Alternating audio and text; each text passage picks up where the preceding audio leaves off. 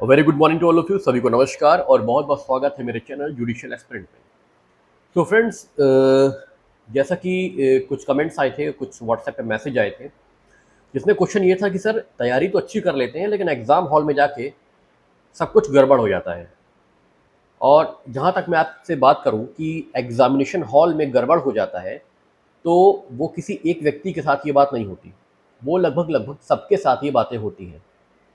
हम हड़बड़ा जाते हैं।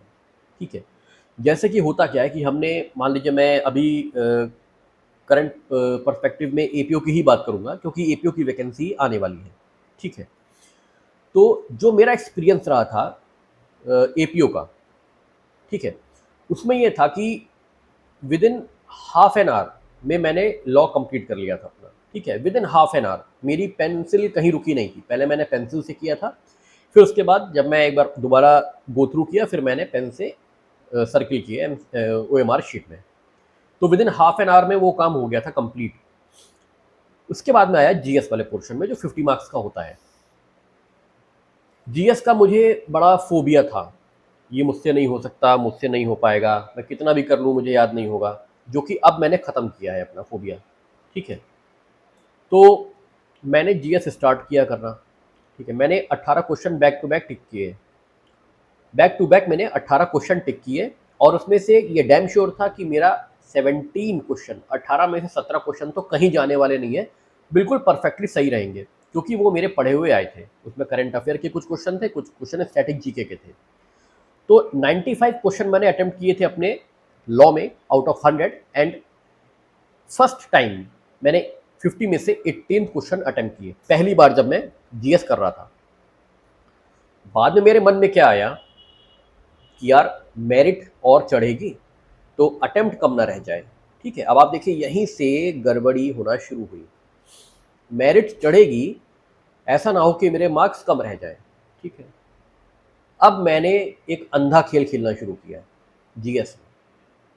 लॉ को तो मैंने टच नहीं किया, लॉ तो मेरा जितना था बस उतना परफेक्ट था, लॉ को मैंने टच नहीं किया। मैंने जीएस को टच किया और उस चीज़ को टच किया जो मेरा स्ट्रॉन्ग पॉइंट नहीं है, जो मेरा स्ट्रॉन्ग कॉर्नर नहीं है, जिस पर मेरा कंट्रोल नहीं है, मैंने उसी चीज़ को ब्लाइंडली करना शुरू किया। फर्स्ट टाइम मैंने 18 क्वेश्चन किए, फिर मैंने कहा कि ये मेरिट बढ़ेगी, मैंने कितने क्वेश्चन किए, 18 क्वेश्चन और वैसे किए जिसका मुझे बिल्कुल भी क्लू नहीं था कि चारों में से कौन सा होगा। मतलब कभी होता है ना कि हमें दो में कन्फ्यूज़न रहती है, मतलब चार ऑप्शन में से हमें केवल दो में कन्फ्यूज़न रहती है, तो वो कंडीशन नहीं थी। चारों ऑप्शंस में से चारों में कन्फ्यूज़न थी कि कौन सा होगा। लेकिन वही है कि डूज एंड डोंट्स जो मैं आपसे बता रहा हूँ, कि मैंने क्या करा कि मेरिट चढ़ ना जाए तो मैं ब्लाइंडली क्वेश्चन अटेम्प्ट करता हूँ। ठीक है, 18 क्वेश्चन मैंने अंधाधुंध अटेम्प्ट किए विदाउट एनी किसी क्लू के, बस भगवान का नाम लिया। और 18 क्वेश्चन, 18 और प्लस 18 36 क्वेश्चन मैंने जीएस में अटेम्प्ट कर लिए, 95 क्वेश्चन मैंने लॉ में अटेम्प्ट कर लिए। अब मैं बड़ा खुश होकर निकला कि चलो इस बार तो हो गया, कि बढ़िया नंबर रहेगा और विदाउट टेंशन।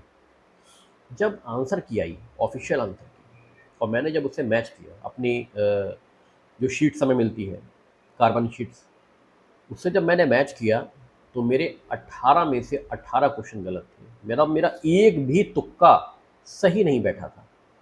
1/3 निगेटिव मार्किंग है। मैं आपसे क्यों कह रहा हूँ कि टेस्ट सीरीज ज्वाइन करिए। टेस्ट सीरीज ज्वाइन करने का केवल एक उद्देश्य मेरा ये है कि आप लोग एग्जाम को फील कर सके अभी से।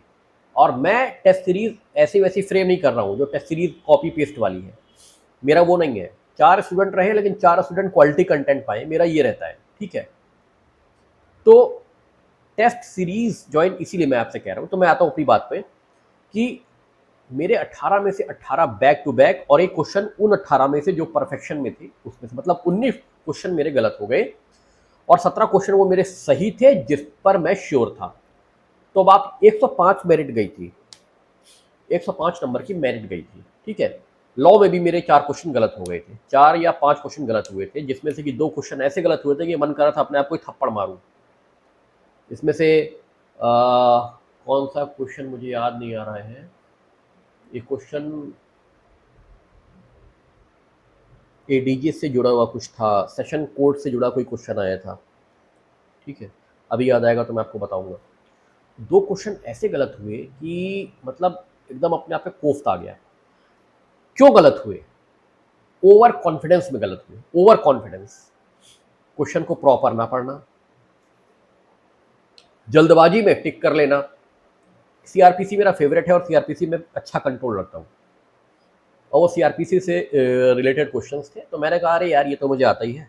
तुरंत मैंने, हाँ याद आया, जो आपके देखिए जो आपके पब्लिक प्रोसिक्यूटर से अपॉइंट होते हैं, एक तो होता है कि वो एक लिस्ट होती है जो डीएम प्रिपेयर करके देता है, ठीक है, डिस्ट्रिक्ट जज को।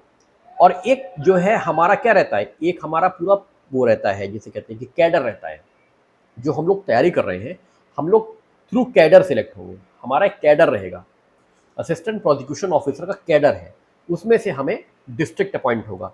लेकिन आपने देखा होगा कि कुछ जो प्रोसिक्यूशन ऑफिसर्स होते हैं वो 5-5 साल के लिए ही होते हैं, मतलब 5 साल मैक्सिमम ड्यूरेशन है, उनको 2 साल में हटा लो, 1 साल में हटा लो, 1 महीने में हटा लो, उनके वर्किंग के ऊपर होता है कि वो कैसा वर्क कर रहे हैं, कैसा आउटपुट दे रहे हैं, ठीक है।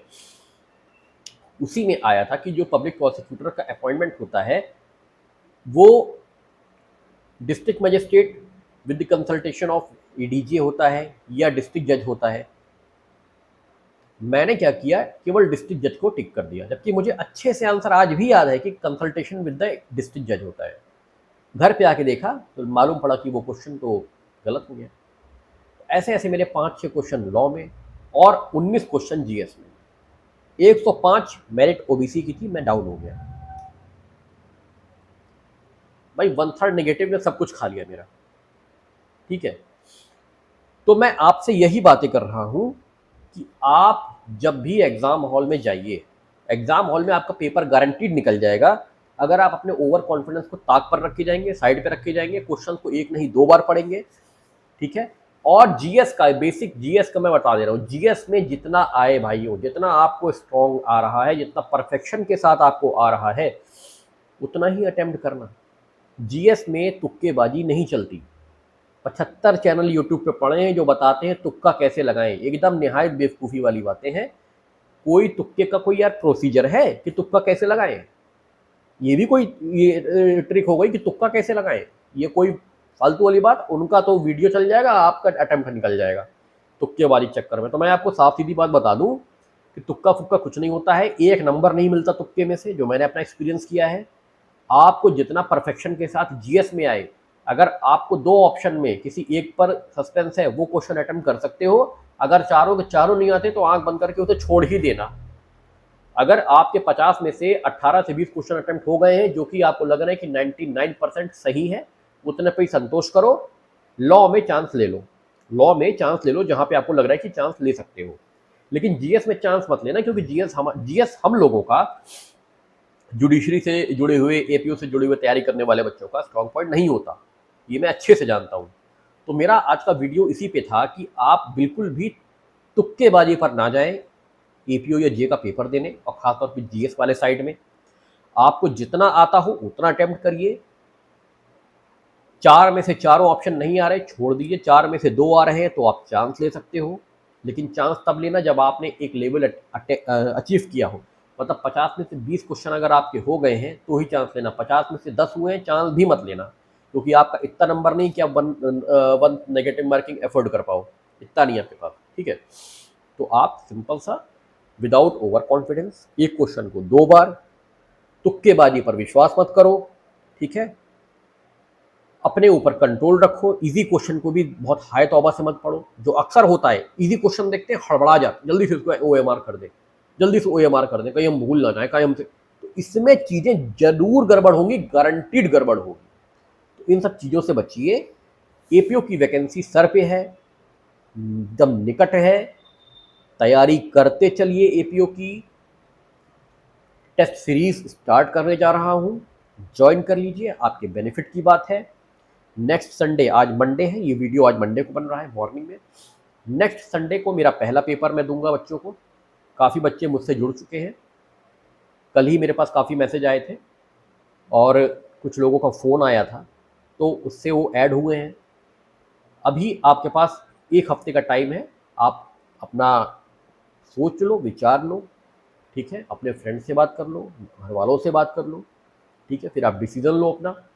बहुत नॉमिनल सी फीस है, ठीक है, वो व्हाट्सएप पे ही आपको मालूम पड़ेगी जब आप कांटेक्ट करोगे, ठीक है। तो इन सब चीज़ों से बचने के लिए सबसे अच्छा तरीका होता है कि जितनी मैक्सिमम से मैक्सिमम टेस्ट सीरीज हम अटेम्प्ट करें, ठीक है। घर पे एमसीक्यू रिलेवेंट है, बेयरक का इंडेक्स, बेयरक के रिलेवेंट क्वेश्चंस रिलेवेंट है, साथ में टेस्ट सीरीज को कंप्लीट करना भी मोस्ट रिलेवेंट है। तो ये आप कर सकते हैं, ये मेरी आपको सजेशन है, राय है।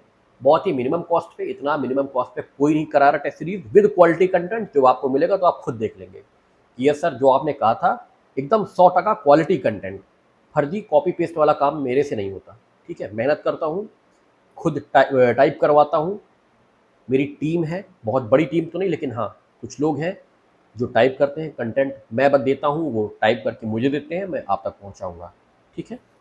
तो चलिए इस वीडियो को यहीं एंड करते हैं, बहुत बड़ा वीडियो नहीं करते हैं। कुछ रिलेवेंट चीज़ थी एग्जामिनेशन हॉल से जुड़ी हुई, तो मैंने कहा वो मैं आपके साथ डिस्कस कर लूँ।